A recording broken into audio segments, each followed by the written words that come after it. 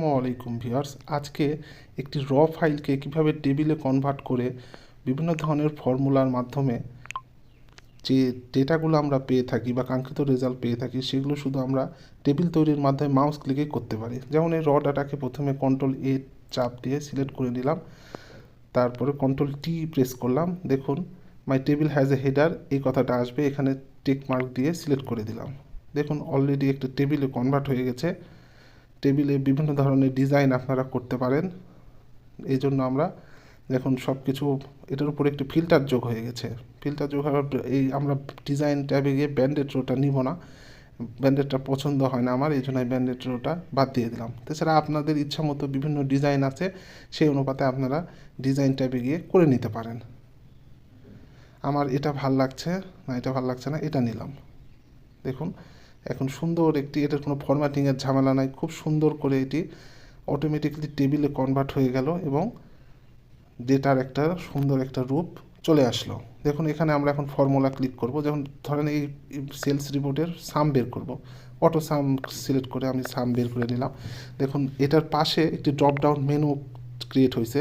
এখান থেকে দেখেন কতগুলা ফাংশন, ম্যাথমেটিক্যাল ফাংশনের অপশান এক্সেল আপনাকে দিচ্ছে শুধুমাত্র টেবিল তৈরি করার মাধ্যমে। সিম্পল ডেটাতে এটা আপনি কখনোই পেতেন না। যেমন সাম, ম্যাক্স, মিন, আরও যেগুলো স্ট্যাটিস্টিক্যাল ডাটা আছে সব এখানে আপনি পেয়ে যাবেন। ফলে ভিন্ন করে পৃথক করে ইকুয়াল দিয়ে যে ফর্মুলাগুলো বের করতে হয় সেটা আর করতে হচ্ছে না। ইভেন মোর ফাংশন দেখেন, মোর ফাংশানে এখানে আরও যাদের বিভিন্ন ধরনের কাজ করতে হয় সেগুলো সবই আপনারা এখানে পেয়ে যাবেন, যেটা সিম্পল কোনো যেই ডাটা শিট আছে সেখানে আপনারা এটা পেতেন না, বা পেলেও সেগুলো আপনাকে ফর্মুলা মুখস্থ করে বা যার যেটা আছে সেটা দেখে করতে হয়। আমরা এটা ড্র্যাগ করে দিলাম, দেখুন পিছনের সেলগুলোতেও অটোমেটিকলি এটা সিলেক্ট করে নিল শুধুমাত্র টেবিল করার ফলে। শুধুমাত্র টেবিল করার মাধ্যমে এটা করা সম্ভব। তারপর ফরম্যাটিংয়ের জন্য আমরা এটা ডলার সাইন দিয়ে দিলাম যাতে টেবিলটা সুন্দর দেখা যায়।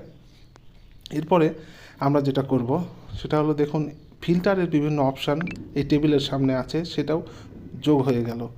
দেখুন আমরা আগের যেই শিটটা আমরা নিয়েছিলাম শিটটা, এই শিটটা আমরা দেখার পরে এটা আমরা কেমন লুকটা আসলো সেটা আমরা দেখছি। দেখুন এরপরে আমরা ফরম্যাটিংটা আরও সুন্দর করার জন্য অল বর্ডারে দিয়ে দিলাম যাতে করে রিপোর্টটা আরও সুন্দর দেখা যায়। কন্ট্রোল-P দিয়ে দেখুন রিপোর্টের যে আউটলুকটা কত সুন্দর এসছে। প্রিন্ট দেওয়ার জন্য রিপোর্টটা পুরোপুরি প্রস্তুত হয়ে গেছে।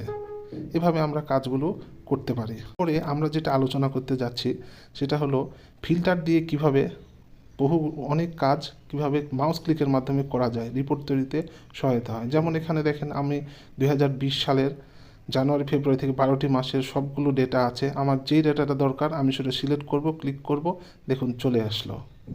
এটা শুধুমাত্র টেবিলেই সম্ভব। আর আমি যদি এটা ভিন্নভাবে করতাম তাহলে আমাকে ফিল্টার ট্যাবে গিয়ে ফিল্টার ক্লিক করে করা লাগতো। ভিন্ন ভিন্ন যেই ডেটাগুলো আমরা দরকার, ভিন্ন ভিন্ন যেই রিকোয়ারমেন্ট আছে, যেমন এই ডেটাটা যেটা বের করলাম এটা যদি আমি এমনি ব্যবহার করি তাহলে আমাকে সাম ইফস ফর্মুলাটা ব্যবহার করতে হবে, যেখানে ভিন্ন ভিন্ন ক্রাইটেরিয়া আছে।